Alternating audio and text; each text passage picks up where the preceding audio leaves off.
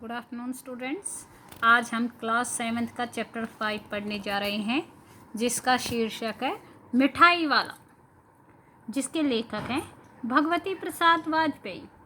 अब ये केवल एक मिठाई वाला ही नहीं है, इसमें जो लेखक है वो खिलौने वाला भी को भी बता रहा है कि मिठाई वाला खिलौने वाला भी है।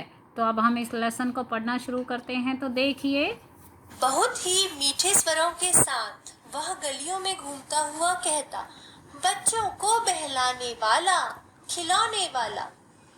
इस अधूरे वाक्य को वह ऐसे विचित्र किंतु मादक मधुर ढंग से गाकर कहता कि सुनने वाले एक बार अस्थिर हो उठते। उसके स्नेहाभिषिक्त कंठ से फूटा हुआ गान सुनकर निकट के मकानों में हलचल मच जाती। छोटे छोटे बच्चों को अपनी गोद में लिए युवतियां चिकों को उठाकर छज्जों पर नीचे झांकने लगती। गलियों और उनके अंतर्व्यापी छोटे छोटे उद्यानों में खेलते और इठलाते हुए बच्चों का झुंड उसे घेर लेता और तब वह खिलौने वाला वहीं बैठकर खिलौने की पेटी खोल देता। तो इस पहले पैराग्राफ में लेखक ने यही बताया है कि किस तरह खिलौने वाला अपनी मीठी आवाज में लोगों को अपनी तरफ आकर्षित करता और विशेषकर बच्चों को अपनी तरफ आकर्षित करता।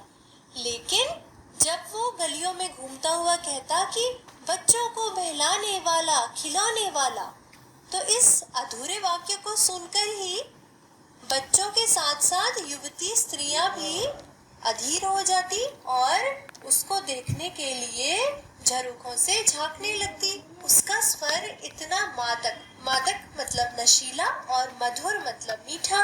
उसका स्वर इतना नशीला और मीठा था कि सुनने वाले एक बार अस्थिर हो उठते। अस्थिर हो उठते मतलब उनको एक बार इच्छा होती कि इसको देखा जाए कि आखिर ये बोलने वाला है कौन।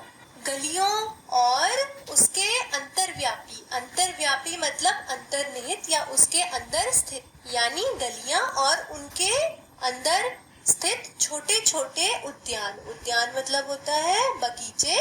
वहां पे खेलते हुए और इठलाते हुए बच्चों के झुंड आकर उसे घेर लेते और वह अपनी पेटी खोलकर वहीं पर बच्चों को खिलौने बेचने लगता।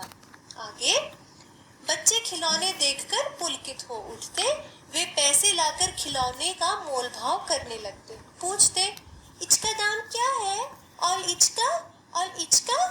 खिलौने वाला बच्चों को देखता और उनकी नन्ही नन्ही उंगलियों से पैसे ले लेता और बच्चों की इच्छा अनुसार उन्हें खिलौने दे देता। अब इस पैराग्राफ में तो आप समझ ही गए होंगे कि बच्चे खिलौनों को देखकर बहुत अधिक खुश हो जाते, रोमांचित, पुलकित अर्थात रोमांचित हो जाते और पैसे लेकर खिलौने खरीदने लगते, उनका मोल भाव करते और उससे पूछते कि इन खिलौनों का दाम क्या है। खिलौने वाला बच्चों को खिलौने दिखाता और उनके हाथों से पैसे लेकर उन्हें खिलौने दे देता। आगे, खिलौने लेकर फिर बच्चे उछलने कूदने लगते और तब फिर खिलौने वाला उसी प्रकार गाकर कहता, बच्चों को बहलाने वाला, खिलौने वाला। सागर की हिलोर की भांति उसका यह मादक गान गली भर के मकानों में इस ओर से उस ओर तक लहराता हुआ पहुंचता और खिलौने वाला आगे जाता। फिर क्या होता, जब बच्चे खिलौने पा जाते तो वे उछलने कूदने लगते, बहुत अधिक खुश हो जाते और खिलौने वाला दोबारा से वैसे ही गाना गाकर कहता कि बच्चों को बहलाने वाला, खिलौने वाला। और उसकी वाणी कैसी थी, उसका गायन या उसका ये गाना जो वो गाता था कि बच्चों को बहलाने वाला, खिलौने वाला, कैसा था? सागर की हिलोर की भांति, मतलब सागर में जैसे लहरें उठती है ना, हिलोर मतलब होता है लहरें, तो सागर में जैसे लहरें उठती हैं ऐसे ही खिलौने वाले का गान भी उठता और गली भर के मकानों में इस ओर से उस ओर तक लहराता हुआ चला जाता। जैसे लहरें कैसे जाती हैं, आगे जाती हैं और फिर पीछे आती हैं, उठती है तो आगे की तरफ जाती है, जब गिरती है तो फिर नीचे की तरफ आ जाती है। इसी तरह उसका गायन भी सागर की लहर की तरह गली भर के मकानों में लहराता था। फिर आगे, राय विजय बहादुर के बच्चे भी एक दिन खिलौने लेकर घर आए। वे दो बच्चे थे, चुन्नू और मुन्नू। चुन्नू जब खिलौने लेकर आया तो बोला, मेला घोला कैसा सुंदर है। मुन्नू बोला, और देखो मेला कैसा सुंदर है। दोनों अपने हाथी घोड़े लेकर घर भर में उछलने लगे। इन बच्चों की माँ रोहिणी कुछ देर तक खड़े खड़े उनका खेल निरखती रही। अंत में दोनों बच्चों को बुलाकर उसने पूछा, अरे ओ चुन्नू मुन्नू, ये खिलौने तुमने कितने में लिए हैं। फिर आगे क्या होता है कि राय बहादुर जी के बच्चे एक दिन उस खिलौने वाले से खिलौने खरीदते हैं।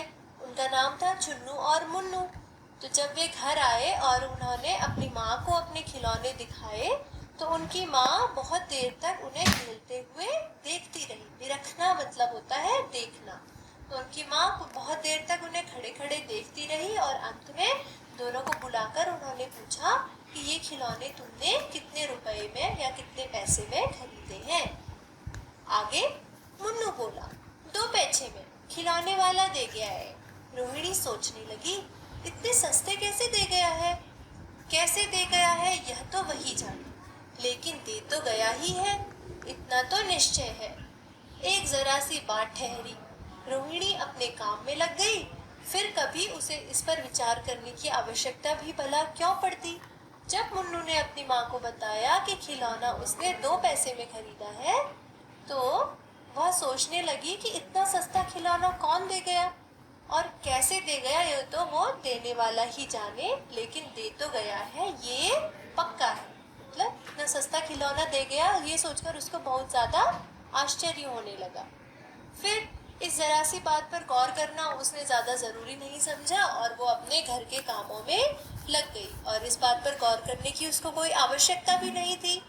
आगे 6 महीने बाद नगर में 2-4 दिनों से एक मुरली वाले के आने का समाचार फैल गया। लोग कहने लगे, भाई वाह, मुरली बजाने में तो वह एक ही उस्ताद है।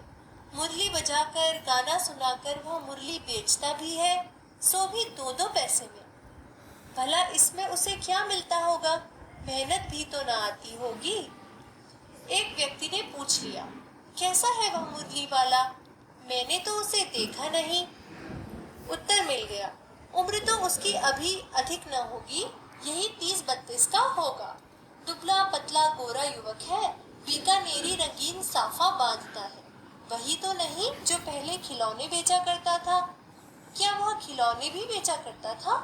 6 महीनों के बाद नगर भर में फिर से एक फेरी वाले के बारे में चर्चा शुरू हो गई थी जो कि मुरलियां बेचता था।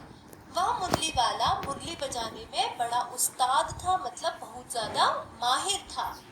मुरली बजाकर और गाना सुनाकर वो बच्चों को 2-2 पैसे में मुरली बेचता था। तो लोग आपस में चर्चा करने लगे कि 2 पैसे में भला मुरली बेच रहा है तो इसको इसकी मेहनत भी क्या मिलती होगी, तो बहुत सस्ती मुरली बेच रहा है। तो एक व्यक्ति ने जब पूछा कि वह मुरली वाला दिखने में कैसा है तो उत्तर क्या मिला कि वह अधिक उम्र का नहीं है, 30 या 32 साल का होगा, दुबला पतला गोरा युवक है और बीकानेरी रंगीन साफा बांधता है। यहाँ पर मुरली वाले की वेशभूषा का वर्णन किया गया है। लोग कहते हैं फिर कि वही तो नहीं है जो पहले खिलौने बेचा करता था। तो बाकी दूसरे लोग कहते हैं कि क्या वो कभी खिलौने भी बेचता था। आगे, हाँ, जो आकार प्रकार तुमने बतलाया उसी प्रकार का वह भी था, तो वही होगा, पर भाई है वह एक उस्ताद। प्रतिदिन इसी प्रकार उस मुरली वाले की चर्चा होती। प्रतिदिन नगर की प्रत्येक गली में उसका मादक मृदुल स्वर सुनाई पड़ता, बच्चों को बहलाने वाला मुरलिया वाला। तो अब लोग उसके बारे में बहुत अधिक चर्चा करने लगे कि ये मुरली वाला वही खिलौने वाला तो नहीं है जो पहले गलियों में घूम घूम कर बच्चों को खिलौने बेचा करता था। तो लोग आपस में कहते हैं कि अगर ये वही आदमी है तो ये बड़ा उस्ताद है, मतलब ये बहुत ज्यादा माहिर है।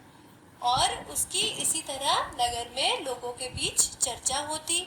उसका मादक, मादक अर्थात नशीला, मृदुल अर्थात कोमल स्वर सुनाई पड़ता हर दिन। हर दिन वह अपने नशीले और कोमल स्वर से बच्चों को आवाज लगाता था।